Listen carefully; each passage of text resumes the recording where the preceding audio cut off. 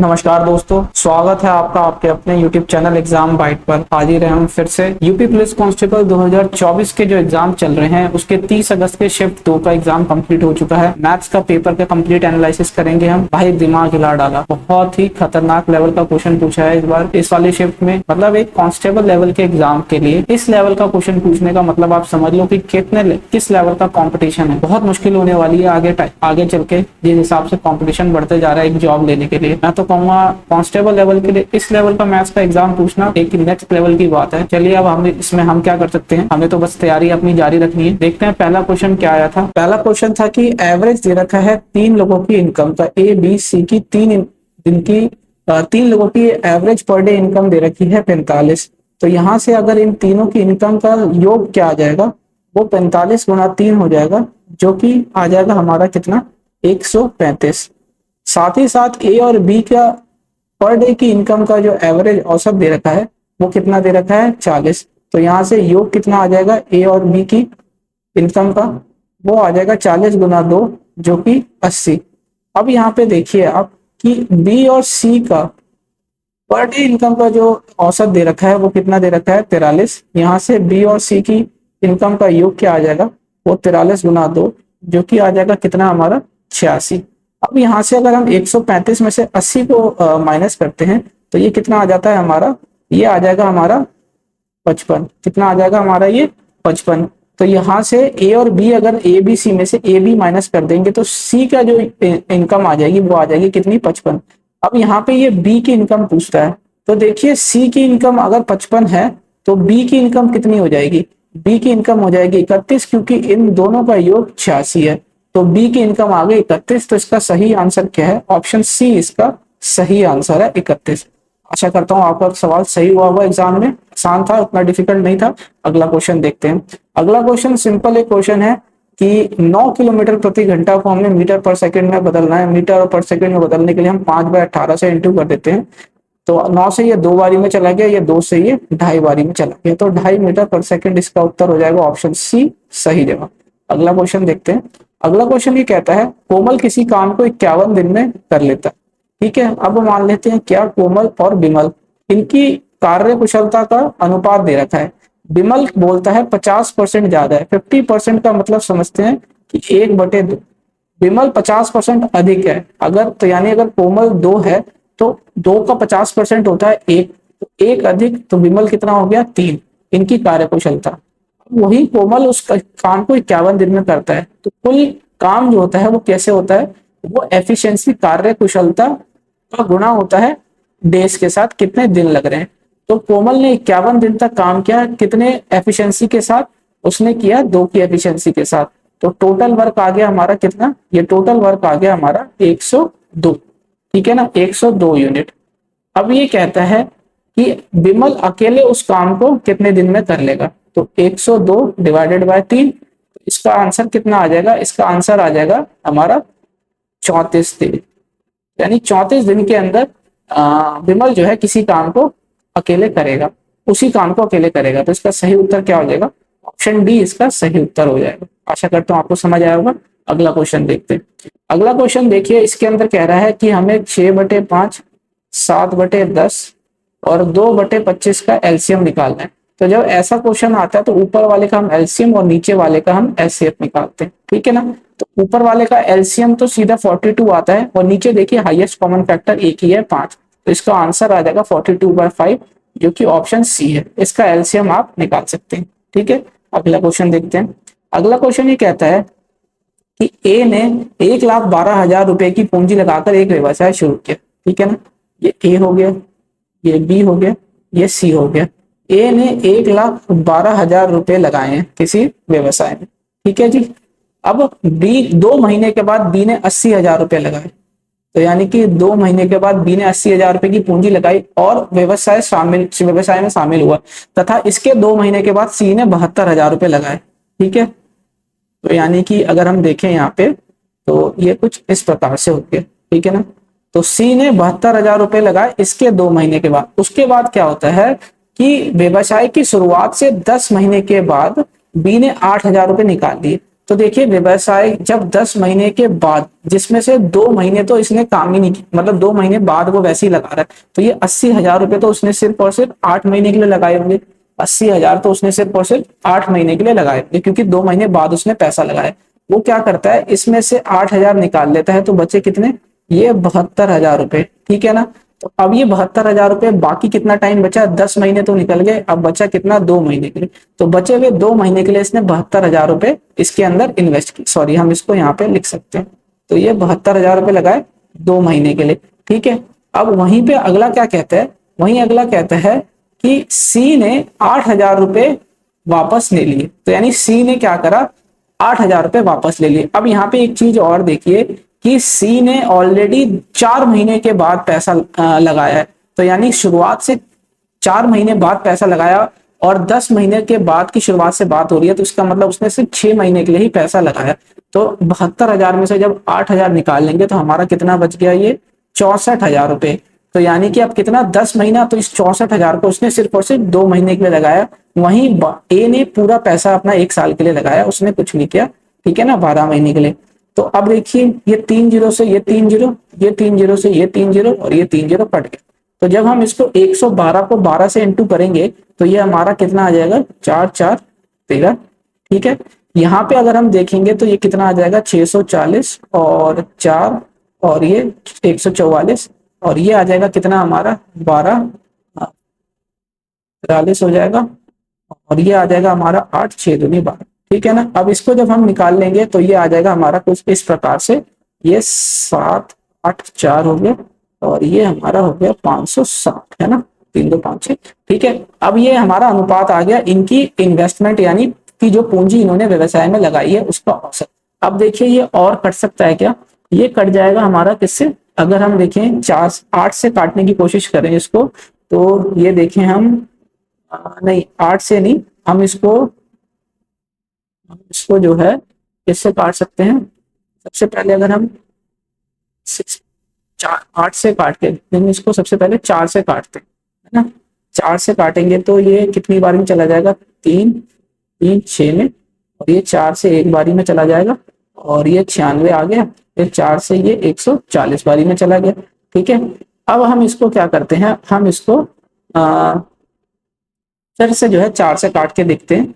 तो ये 4 से ये 8 बारी में चला गया, ये 4 बारी में चला गया, ये 4 से 49 टाइम्स में चला जाएगा और ये 4 से जो है 35 बारी में चला।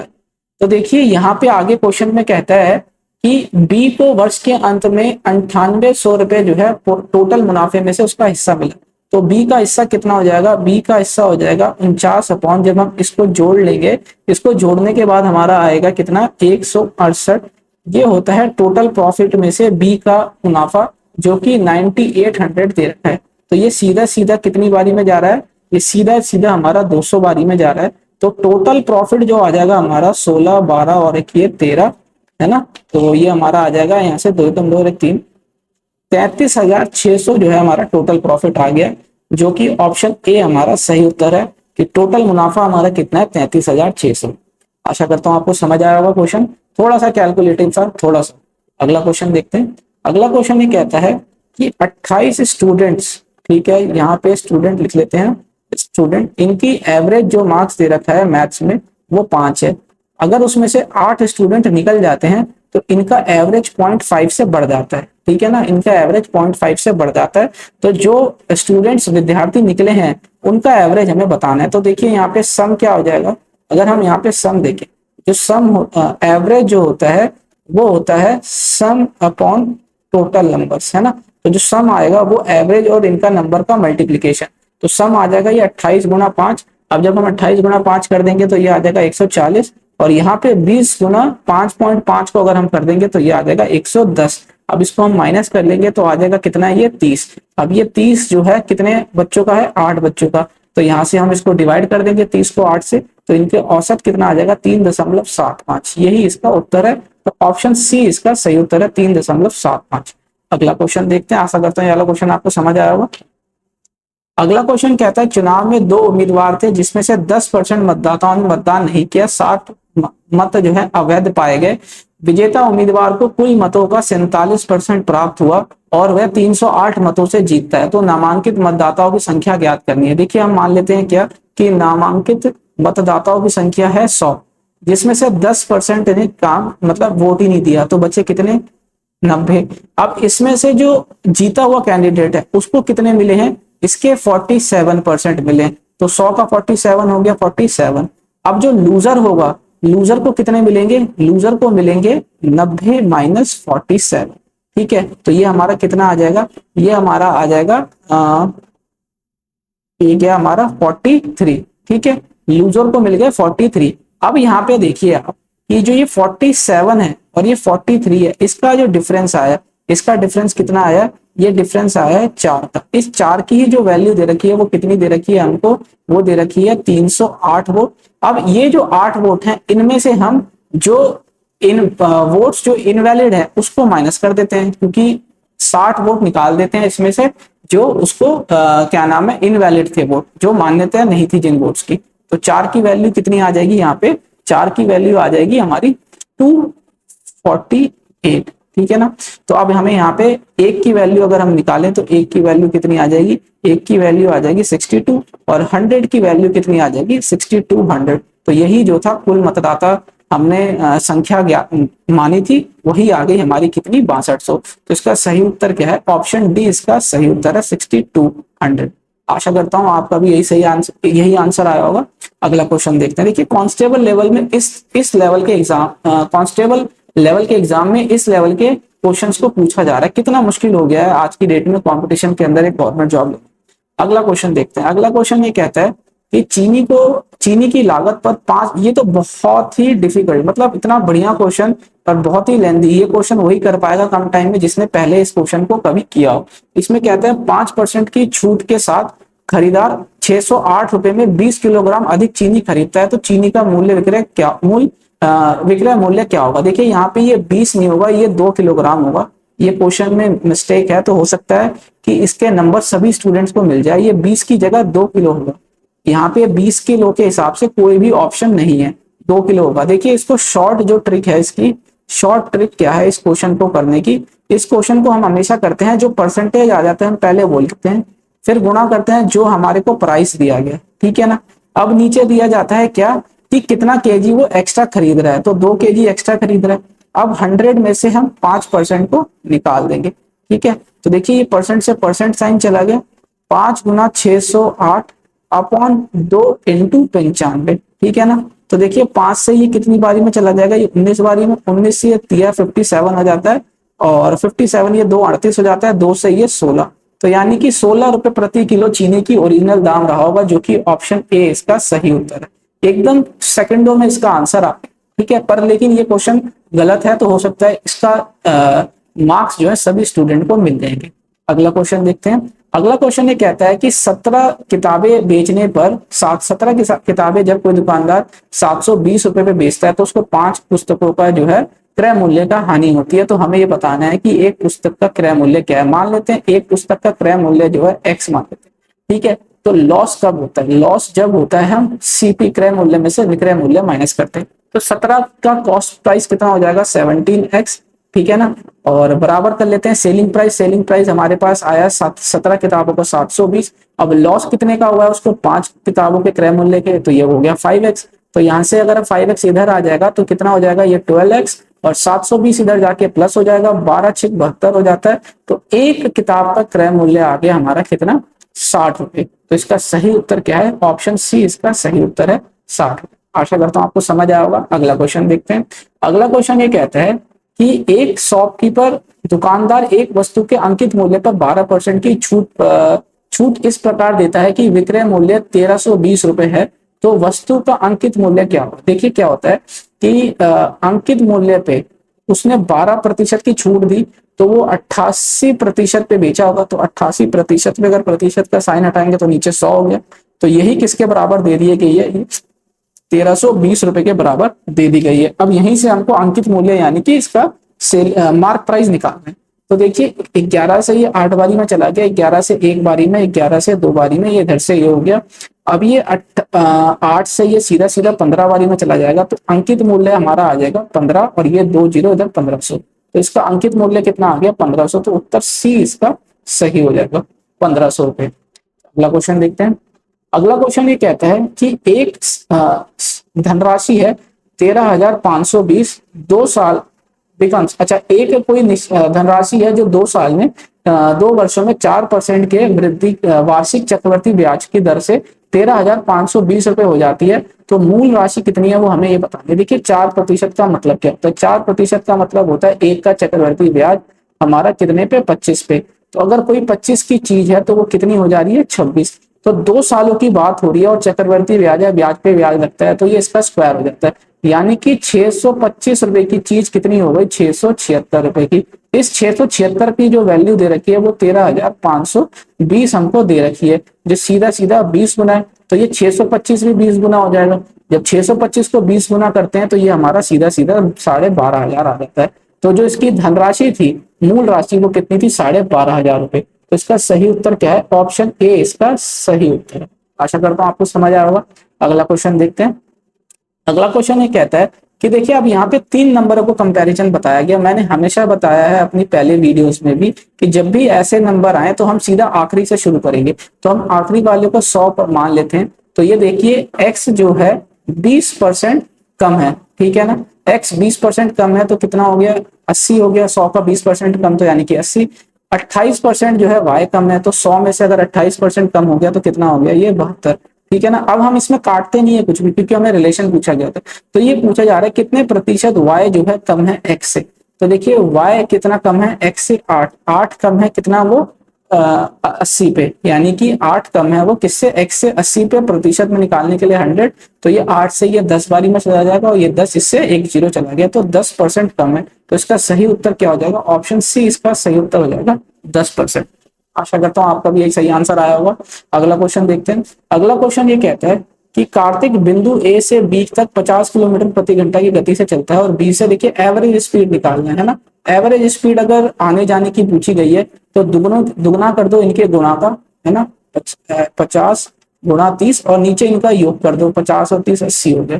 तो ये 20 से 2 से ये 40 बारी में चला गया, ये इतना बारी में चला गया, ये 150/4 हो गया। जब हम इसको काटेंगे तो ये हमारा 37.5 किलोमीटर प्रति घंटा इसका आंसर आ जाएगा, जो कि ऑप्शन ए हमारा इसका सही उत्तर है, 37.5 किलोमीटर। ठीक है, आसान क्वेश्चन था। अगला क्वेश्चन देखते हैं। अगला क्वेश्चन ये कहता है कि मान लेते हैं कोई धनराशि है ए, ये प्रिंसिपल है, ये बढ़कर जो अमाउंट होता है वो कितनी हो जाती है 3 गुना हो जाती है, और यहाँ समय दे रखा है कितना 25 साल का, ठीक है ना, और समय दे रखा है 25 साल का, तो सिंपल इंटरेस्ट देखिए कितना है यहाँ 2, यानी 1 यूनिट की चीज 3 हो गई 25 साल के अंदर और सिंपल इंटरेस्ट हो गया कितना 2, तो यानी कि 25 साल के ऊपर वो कितना बढ़ रहा है उसका ब्याज, उसका 2 हो रहा है, तो 1 साल में ब्याज कितना बढ़ेगा 2/25। अगर हम इसको ब्याज दर निकालें तो वो कैसे हो जाएगा 2/25 बढ़ रहा है और प्रिंसिपल कितना है उसका 1, तो यानी 1। अब 100 ब्याज दर निकालना है तो हम इसको 100 से इंटू कर लेते हैं, तो 25 से ये 4 बारी में चला जाएगा और 4 दूना 8, तो यानी कि कितना हो जाएगा ये हमारा 8% इसका ब्याज दर हो जाएगा, जो कि ऑप्शन डी इसका सही आंसर है। आशा करता हूँ आपका भी आया होगा, बहुत आसान क्वेश्चन था। अगला क्वेश्चन देखते हैं। अगला क्वेश्चन ये कहता है कि एक टेप रिकॉर्डर को 19 रुपए में बेचने पर मुझे 5% की हानि होती है, ठीक है ना। अब वो कहता है कि इसे 2080 रुपए में बेचने पर मुझे कितने प्रतिशत का लाभ होगा। देखिए जो इसका क्रय मूल्य है उसके 5% हानि का मतलब मैंने उसको 95% पे बेच दिया, ठीक है, तो वो कितने पे बिक गया, वो बिक गया मुझे 1900 रुपए पे, ठीक है ना। तो 1900 रुपए पे ये हमारा बिक गया, तो ये 19 से ये 100 बारी में चला जाएगा, ये 5 बारी में, 5 से ये 20 बारी में चला जाएगा, है ना।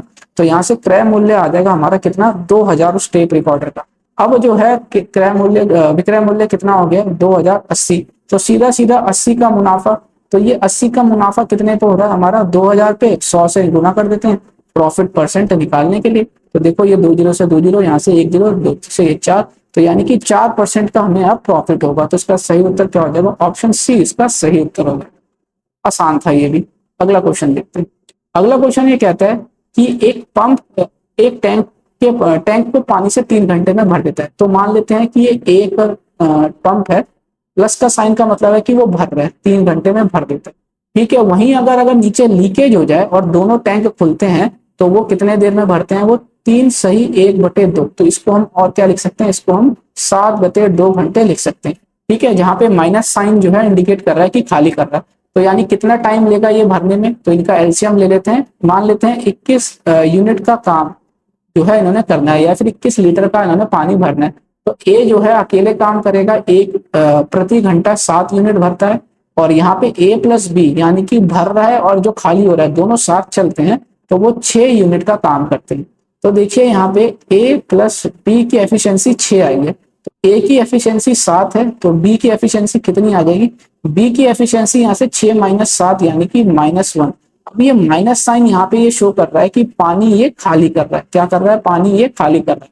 तो ये 21 यूनिट का काम अकेले टैंक जो है अगर भरा हो तो ये खाली कितने में कर देगा, तो यानी 1 यूनिट से खाली करेगा, एक की एफिशिएंसी से 21 यूनिट, तो ये 21 घंटे के अंदर खाली कर देगा ये लीकेज। तो इसका सही उत्तर क्या हो जाएगा, ऑप्शन सी इसका सही उत्तर हो जाएगा कि 21 घंटे के अंदर वो लीकेज भरे हुए टैंक को खाली कर देगा। अगला क्वेश्चन देखते हैं। अगला क्वेश्चन ये कहता है कि एक कंटेनर में 2 लिक्विड है एक्स और वाई, ये एक्स और वाई 2 लिक्विड है 5:3 में। यदि 8 लीटर का मिश्रण निकाला जाता है और कंटेनर को तरल वाई से भर दिया जाता है तो एक्स वाई का जो अनुपात हो जाता है वो कितना हो जाता है, 2:3।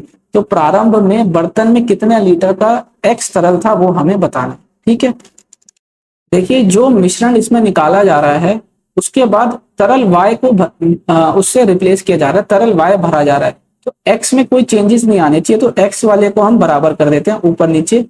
तो ये 10 था, इसको भी 10 बना देंगे, ठीक है ना। तो ये कितना हो जाएगा 10 और ये 6, ये 10 और ये 15। ठीक है जी। अब ये यहाँ देखिए कि ये 6 से कितना हो रहा है 15, ये सीधा सीधा 9 यूनिट। इसकी वैल्यू कितनी दे रखी है हमको, 8 लीटर। ठीक है, तो 8 लीटर इसकी वैल्यू दे रखी है। तो अब 10 लीटर स्टार्टिंग में कितना था 10 लीटर, तो 10 की वैल्यू कितनी हो जाएगी, 10 की वैल्यू हो जाएगी 8/9 गुना 10।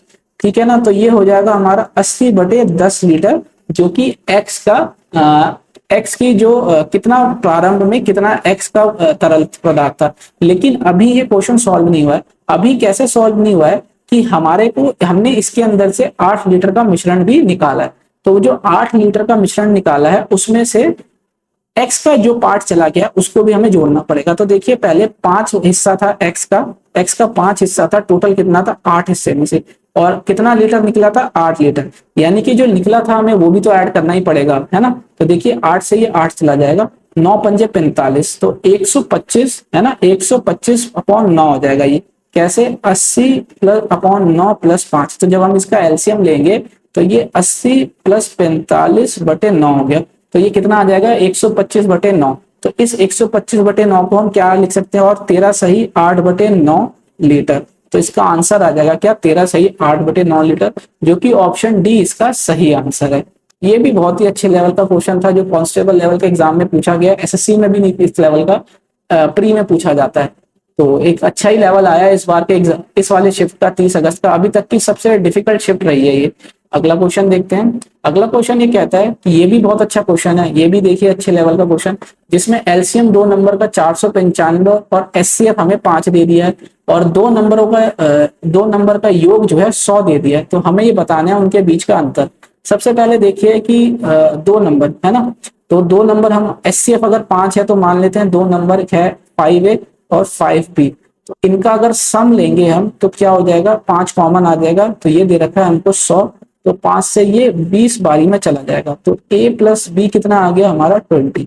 अब यहाँ पे देखिए इनका एलसीएम आ रहा है कितना 495। तो एलसीएम के लिए हम क्या करते हैं 5 × A × B, है ना। ये एलसीएम हमको दे रखा है कितना 495। तो यहाँ पे A × B कितना आ जाएगा, 5 से ये हमारा 99 बारी में चला जाएगा, तो 99 हो जाएगा। अब हमको 2 ऐसे कोप्राइम नंबर बताने, 2 ऐसे हमको, ये ए और बी जो हैं ये कोप्राइम है, ये यहाँ ध्यान रखना है, यहाँ ये कोई भी ध्यान नहीं रखता स्टूडेंट। ए और बी जो है ऐसे 2 कोप्राइम नंबर बताने हैं जिसका गुणा करने पे 99 आए और जोड़ने पे जो है हमें 20 आए। तो देखिए इसका एक ही पेयर पॉसिबल है, कौन सा पेयर पॉसिबल है, इसका 11 और 9। देखिए ये जब हम इसको जोड़ेंगे तो ये 20 हो जाएगा और गुणा करने पे इनका 99 आएगा। तो अगर हम इसके एचसीएफ से मल्टीप्लाई कर दें, एचसीएफ कितना था 5, तो हमारा नंबर्स क्या आ जाएंगे, वो आ जाएंगे 55 और 45। तो ये ही दो हमारे नंबर हैं, इनके बीच का अगर हम डिफरेंस निकालें तो डिफरेंस जो है 10 आ जाएगा। तो इसका उत्तर जो आएगा ऑप्शन सी इसका सही उत्तर आ जाएगा 10। आशा करता हूं आपको समझ आएगा। अगला क्वेश्चन देखते हैं। अगला क्वेश्चन ये कहता है कि रेशियो दे दिया है ग्लिसरीन और वाटर का एक मिक्सचर के अंदर 3:1 का। ठीक है, अब यहाँ पे देखिए ग्लिसरीन और पानी का है ना, इसका मिश्रण दे रखा है 3:1 का। अब इसमें से पूछा जा रहा है कि कितना मिश्रण का कितना अंश निकाला जाना चाहिए और कितना पानी प्रतिस्थापित किया जाना चाहिए ताकि ग्लिसरीन और पानी का अनुपात बराबर यानी 1:1 हो। ठीक है, अब देखिए इस क्वेश्चन को कैसे करेंगे। ये भी बहुत ही इंपॉर्टेंट और अच्छे लेवल का क्वेश्चन है, इवन ये एसएससी लेवल तक का क्वेश्चन है। कि लेट कर लेते हैं, है ना, मान लेते हैं कि जो हम निकाल रहे हैं, है ना, x लीटर हमने निकाला, ठीक है, x लीटर हमने मिश्रण इसमें से निकाला। तो देखिए ग्लिसरीन अगर 3 है, इसमें से हम 3/4 जो होगा x लीटर का निकाल देंगे इसमें से। ठीक है, इस 3 यूनिट में से हम 3/4, तो 3 ग्लिसरीन है, टोटल 4 हो गया और x लीटर हमने इसमें से निकाल दिया। ठीक है, अब नीचे हम क्या करते हैं, सेम इसी तरीके से पानी, ये ग्लिसरीन और ये वाटर। ठीक है, ग्लिसरीन 1 यूनिट है, तो ये 1 यूनिट में से हम 1/4 इंटू ये x हो गया, ये हमने निकाल दिया इसमें। अब हमने क्या करा, उतना ही इसके अंदर पानी भी मिला दिया, क्योंकि यहाँ बोला जा रहा है कितना पानी, है ना, प्रतिस्थापित किया जाए, अंश निकाला जाना चाहिए और कितना पानी, तो उतना ही पानी है, जितना हमने निकाला उतना ही पानी हमने दिखा दिया। देखिए यहाँ पर लिखा है must be drawn of and substituted by water, जितना निकाल रहे हैं उतने पानी से हमने मिला दिया। तो ये कितना हो जाएगा, ग्लिसरीन और पानी का अनुपात 1:1 हो गया, यानी ये बराबर हो गया। तो 3 - 3/4x ये बराबर हो जाएगा 1 - x/4 + x। जब हम यहाँ पे 1 को इधर ले आएंगे, 3 - 1, और ये 3/4 को इधर ले आएंगे, तो ये कुछ इस प्रकार से इक्वेशन हो जाएगी। तो जब हम इसको सॉल्व करेंगे, 3 में से 1 गया 2, और ये हमारा 3x - x + 4x/4 हो जाएगा, तो ये 8 हो जाएगा। जब 4 इधर जाके गुना हो जाएगा, तो ये 4 3 7, 7 में से 1 गया 6x, तो x की वैल्यू आ जाएगी हमारी 8/6। 2 से ये 3 बारी में, 2 से 4 बारी में। तो जो हमने पानी निकाला वो निकाला है 4/3 लीटर। अब ये पूछ रहा है कि फ्रैक्शन में बताना है हमको, फ्रैक्शन के अंदर, है ना, कितना पानी, कितना मिश्रण हमें निकालना है। तो हमारा टोटल क्या था फ्रैक्शन, 3 और 1 4 का, यानी कि ये 4/3 निकाल रहे हैं हम किस पे, इस 4 पे।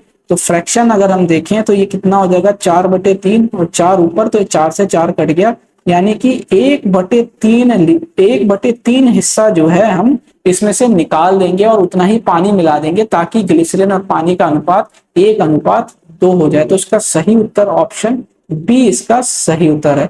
बहुत ही इंपॉर्टेंट क्वेश्चन और बहुत ही अच्छे लेवल का question UP police constable level के एग्जाम में पूछा गया। जब भी मैंने बोला ये दिमाग हिला डालने वाला क्वेश्चन है, ये बहुत ही अलग लेवल का। अगला क्वेश्चन ये कहता है कि एक बार ग्राफ दे रखा है फॉरेन एक्सचेंज का अलग अलग साल का, जिसमें 92-93 का जो है इतना दे दिया है, 93-94 का इतना, और ऐसे ऐसे करके। अब ये प्रश्न पूछ रहा है कि किस वर्ष विदेशी मुद्रा भंडार में पिछले वर्ष की तुलना में प्रतिशत वृद्धि सबसे अधिक हुई है। सबसे अधिक प्रतिशत वृद्धि हुई है वो हमें बताना है। देखिए यहाँ पे एक चीज है कि 93-94 की बात की जाए, 93-94 में 2520 से बढ़कर कितना हो गया, 4201। तो यहाँ पे कुछ ना कुछ इंक्रीमेंट हुआ है। ठीक है, अब यहाँ एक चीज और देखिए, 92-93 में पिछले साल, है ना, प्रीवियस ईयर के हिसाब से बात किया जाए तो 92-93 से प्रीवियस ईयर का तो डेटा ही नहीं है, तो ये तो ऑप्शन से ही बाहर हो गया। अब 94-95 की अगर बात की जाए, 94-95 में पिछले साल जो है 4201 था और अब होके 3720, यानी कि डिक्रीज हुआ है, इंक्रीज नहीं हुआ। तो परसेंटेज इंक्रीज किसके अंदर हाईएस्ट था वो पूछ रहा है, तो ये सबसे ज्यादा अधिक था, तो ये तो वैसे ही नहीं हो सकता। और 96-97 की बात की जाए तो 5040 से ये 3120 हो रहा है, यानी कि घट रहा है, तो ये भी नहीं होगा। तो एकमात्र ऑप्शन जो इसमें सही होगा वो होगा ऑप्शन ए, इसका सही आंसर, एकमात्र जो कि इंक्रीज कर रहा है। इसलिए इसके अंदर कैलकुलेशन करना ही नहीं था। आसान क्वेश्चन था, लेकिन ये देखना चाह रहे थे प्रेजेंस ऑफ माइंड क्या है स्टूडेंट की। अगला क्वेश्चन देखते हैं। अगला क्वेश्चन एक ऑपरेटर वाला क्वेश्चन है। देखिए जैसा जैसा ऑपरेटर बोलता है हमें वैसा करना है। सबसे पहले हम इस ब्रैकेट को सॉल्व कर लेते हैं। 4 $3, तो डॉलर वाले में क्या कहता है, ए यानी कि 4 को ऐसे छोड़ दो, बी स्क्वायर 3 का स्क्वायर कर दो, 2 ऐड कर दो, तो 3 में 9 हो गया, 4 2 6, 9 और 6 15 हो गया, ठीक है ना। अब ये 15 एंड 2, तो इसमें क्या ऑपरेटर कहता है, 15 का स्क्वायर कर दो ए का, फिर 2 जोड़ दो, फिर ए, ऐसे। तो 15 का स्क्वायर हो गया 225, और 2 और 1 3, तो 25 और 3 28, तो 228 इसका आंसर हो गया। ऑप्शन बी इसका सही आंसर है। अगला क्वेश्चन देखते हैं। अगला क्वेश्चन कहता है कि यदि किसी कार्य को पूरा करने में 15 श्रमिकों को 10 दिन लगते हैं, तो उसी कार्य को 6 दिन में करने में कितना समय लगे, कितने श्रमिक लगेंगे। तो MDH वाला फॉर्मूला आएगा, M1D1H1 upon W1, M2D2H2 upon W2, है ना। 15 श्रमिक हैं, 10 दिन तक कोई काम करते हैं, तो हमें बताना है कितने श्रमिक 6 दिनों में ये काम कर लेंगे। 3 से ये 2 बारी में, 3 से 5 बारी में, 2 से ये यहाँ 5 बारी में, तो यानी कि 25 श्रमिक लगेंगे। तो इसका सही उत्तर ऑप्शन बी इसका सही उत्तर हो जाएगा। आसान क्वेश्चन था। अगला क्वेश्चन देखते हैं। अगला क्वेश्चन भी थोड़ा कैलकुलेटिव क्वेश्चन है। देखिए इसके अंदर कहता है, ये डेटा दे दिया है, अलग अलग साल में कितने बच्चों ने अपीयर हुए और उसमें से कितने उत्तीर्ण हुए। तो यहाँ पे कह रहा है कि 1998 में सभी राज्यों में उत्तीर्ण उम्मीदवारों की कुल संख्या, ठीक है ना, 2000 में सभी राज्यों से उत्तीर्ण उम्मीदवारों की कुल संख्या लगभग कितनी प्रतिशत है। तो अगर हम इसको जोड़ लेंगे यहाँ पे इन सबको, तो ये हमारा कितना आ जाएगा। इसको अगर हम सब जोड़ लेंगे तो ये हमारा, इसको जोड़ लेंगे तो आ जाएगा ये 0, ये 3, 2, ये 3 तो 5, ठीक है, ये 5 हो गया, 5230। यहीं पे अगर हम इसको जोड़ लें तो ये आ जाएगा हमारा कितना, ये आ जाएगा हमारा 5 और 5 10 हो गया, इधर इधर हो जाएगा 1 4, ठीक है। अब हमें ये इसका परसेंटेज निकालना है। क्या इसको निकालना है हमें, 5230 बटे 4900, 4910 बटे इंटू 100, इसका परसेंटेज निकालना है। देखिए 100% से तो ऊपर ही आएगा ये, ठीक है। और अगर हम इसका सबसे पहले देखिए 7%, अगर हम 4910 का अगर हम 7% निकाल लें तो वो कितना आ जाएगा। 0 से ये 0 हो जाएगा, 7 एकम 7, और 63 63 हो जाता है, ये 6 हो जाएगा, 7 और 28, 28 और 6 34 हो गया। तो ये नीचे 2 0 आ जाएगा, तो ये 343.7 आ जाएगा, है ना।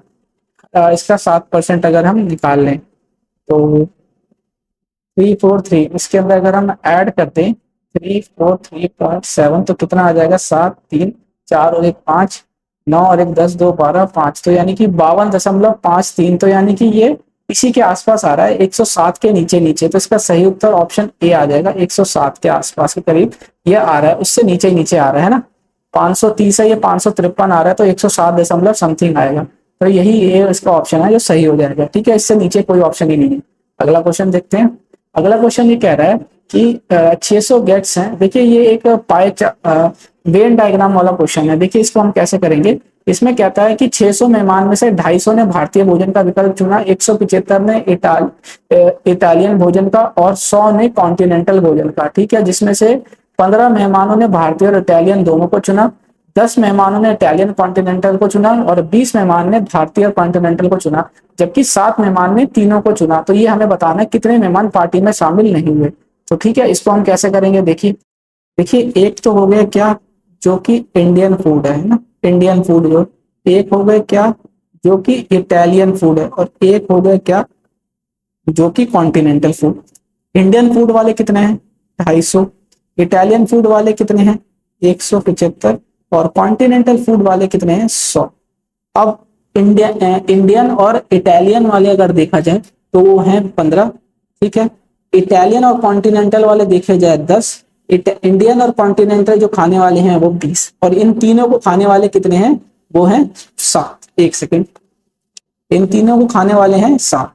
अब हमसे पूछ रहा है कि कितने गेस्ट ऐसे हैं जो पार्टी में नहीं है। सबसे पहले देखिए कि सिर्फ और सिर्फ इंडियन खाने वाले अगर हैं तो वो कैसे आएंगे। इंडियन खाने वाले अगर हमें निकालने हैं तो वो हम 250 में से माइनस कर देंगे, 20 माइनस 15 माइनस 7, ठीक है। तो ये हमारे कितने आ जाएंगे, 250 में से अगर हम इसको माइनस कर देंगे तो ये हमारा आ जाएगा 208। तो ये सिर्फ और सिर्फ क्या है, इंडियन खाने वाले, इसको हम यहाँ लिख लेते हैं, ठीक है। सिर्फ और सिर्फ इटालियन खाने वालों की अगर हम बात करें तो वो कितने हो जाएंगे। इटालियन खाने वालों की अगर हम बात करेंगे तो 175 में से माइनस कर देते हैं, कितना माइनस कर देंगे, 175 में से 15 प्लस 7 प्लस 10, इसको माइनस कर देंगे तो ये कितना हो जाएगा, 15 5 20 और 30 और 2 32। तो अगर हम 175 में से 32 माइनस कर देंगे तो हमारा 143 हो गया। सेम यहाँ पे अगर हम देखते हैं तो 100 में से हम 20 प्लस 7 प्लस 10, इसको अगर हम माइनस कर देंगे तो ये हमारा कितना आ जाएगा यहाँ पे 63। तो सिर्फ और सिर्फ कॉन्टिनेंटल खाने वाले 63 हैं, सिर्फ और सिर्फ इंडियन खाने वाले 208 और इटालियन खाने वाले 143। अब हमें ये बताना है कि कितने लोग पार्टी के अंदर इनवाइट नहीं हुए। तो हम ये कैसे निकालेंगे, हम टोटल में से सिंपली इन सबको माइनस कर देंगे, किसको, 208 प्लस 143 प्लस 63, ठीक है, प्लस 20 प्लस 10 और सॉरी यहाँ प्लस 10 हो जाएगा, प्लस 7 प्लस 50, ठीक है ना। इनको जब हम माइनस करेंगे तो इस 600 में से 466 आ जाएगा। ये जब हम इसको ऐड कर लेंगे तो 600 में से 466 जाएगा तो 134। तो 134 गेस्ट ऐसे होंगे जो पार्टी के अंदर आए नहीं। तो इसका ऑप्शन बी जो है सही आंसर हो जाएगा। आशा करता हूँ आपको समझ आया होगा। बहुत मतलब अच्छे लेवल के क्वेश्चन पूछे गए इस बार कांस्टेबल के एग्जाम के लिए। अगला क्वेश्चन देखते हैं। अगला क्वेश्चन ये कहता है कि अब ये देखिए 2 की पावर 10 जो होती है वो 1024 होती है और 2 की पावर 4 जो होती है वो 16 होती है। अब यहाँ पे हम लिख लेते हैं तो ये 2 की पावर 10 हो गई n/5, ठीक है। सेम इसी तरीके से ये 2 की पावर 2 हो जाएगी 2n+1, ठीक है ना। अब नीचे हम 2 की पावर 4n कर सकते हैं क्योंकि 16 जो होती है 2 की पावर 4 होती है। इसी तरीके से यहाँ 2 की पावर 2n-1 कर लेते हैं तो ये 5 से ये 2 बारी में चला जाएगा। तो देखिए 2 की पावर 2n प्लस और ये ऐड कर लेंगे हम 2 2 जा 4n प्लस 2, क्यों, क्योंकि मल्टीप्लाई जब हो रहा होता है और बेस सेम हो तो पावर ऐड हो जाती है। सेम ऐसे करेंगे 2 की पावर 4n प्लस ये 2n-2, ठीक है। तो अब यहाँ पे देखिए आप 4 2 6 6n प्लस 2 अपॉन 2 की पावर 6n-2। अब जब बेस सेम हो और डिवाइड हो रहा होता है तो पावर माइनस हो जाती है। तो ये 2 की पावर 6n+2 माइनस 6n और माइनस माइनस यहाँ प्लस हो जाएगा, ठीक है। तो ये 6n से 6n चला गया तो 2 की पावर 4। तो 2 की पावर 4 क्या होता है हमारा 2 2 जा 4 और 4 4 जा 16। तो 2 की पावर 4 आ गया 16। तो यानी ऑप्शन सी हमारा सही आंसर। आसान था क्वेश्चन। अगला क्वेश्चन देखते हैं। अगला क्वेश्चन ये कहता है कि पेट्रोल की कीमत 80 रुपए से 100 रुपए हो गई, ठीक है जी, 80 रुपए से 100 रुपए हो गई। तो इंक्रीज बताना है, देखिए कितने का इंक्रीज हुआ है, 20 का। अब 20 का इंक्रीज हुआ 80 पे, प्रतिशत में बताना है 100 से कर लेते हैं। 20 से ये 4 बारी में, 4 से ये 25 बारी में, तो यानी कि 25% की वृद्धि हो गई। तो ऑप्शन सी इसका सही आंसर। ये था अंत वीडियो का। 30 अगस्त की शिफ्ट 2 में इतने ही क्वेश्चन मैथ्स के आए थे। एक कंप्लीट और डिटेल्ड एनालिसिस किया था और इस शिफ्ट का पेपर अभी तक की शिफ्ट का सबसे मुश्किल पेपर था। तो मुझे लगता है नॉर्मलाइजेशन में नंबर भी ज्यादा बढ़ेंगे और एक क्वेश्चन भी गलत था तो हो सकता है उसके नंबर भी सभी को मिले। बहुत डिफिकल्ट पेपर था इस बार का, इस शिफ्ट का। तो देखते हैं अब आगे वाली शिफ्ट में क्या क्वेश्चन आते हैं, किस लेवल का क्वेश्चन आता है। अभी एक दिन का पेपर बचा है 2 शिफ्ट का, उसमें हम मिलेंगे अब कल दोनों शिफ्ट के पेपर के लिए। तब तक के लिए अगर सॉल्यूशन अच्छे लगे हो तो वीडियो को लाइक करना मत भूलिएगा और एग्जाम बार चैनल को सब्सक्राइब जरूर कर लीजिएगा। मिलते हैं अगले वीडियो में, तब तक के लिए एग्जाम बार चैनल को देखने के लिए बहुत बहुत धन्यवाद।